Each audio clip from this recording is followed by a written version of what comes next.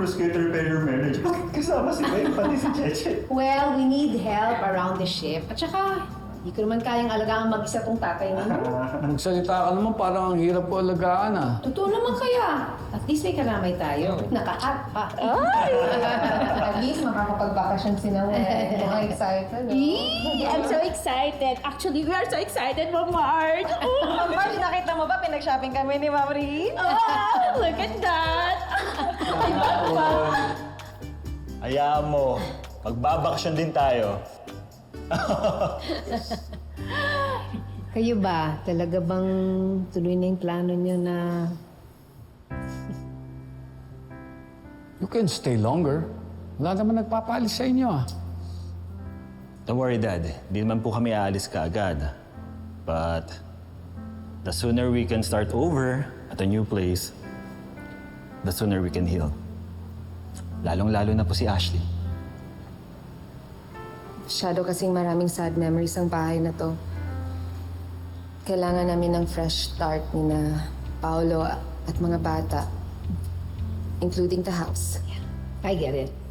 Pero anytime pwede kayong bumalik dito para bumisita ha. You're always welcome. Pero for now, sulitin niyo muna tong bahay habang nagpapagawa kayo ng inyo. Ha? Sige po. Tara na po, hatid na namin kayo. Oh my gosh, let's go.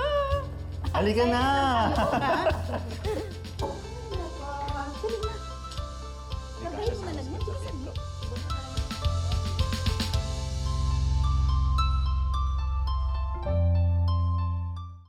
Did you girls like it?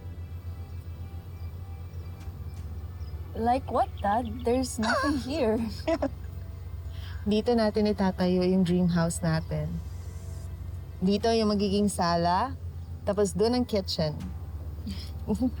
Ma, gusto ko dito yung bedroom ko. Tapos dito naman ako para tabi tayo. Dahan-dahan, ha? Ganda.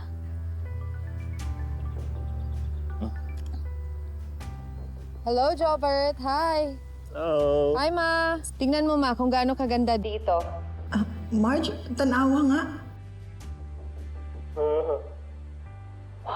Marge.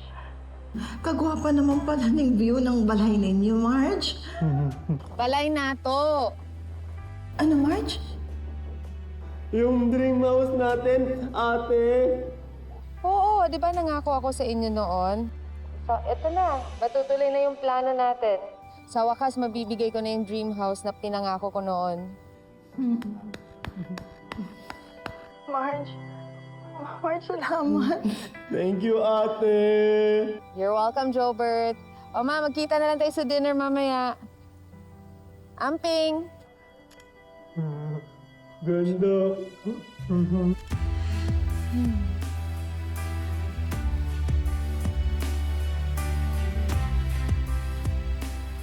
Masaya ka ba kung saan itatayo yung bago nating bahay?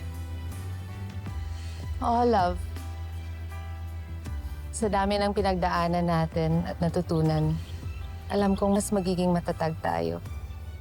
Hindi na to bahay ng kasinungalingan, ng inggitan, ng away at sikreto. This is not just a dream house. It's a house of second chances. At pupunuin natin to ng pagmamahal.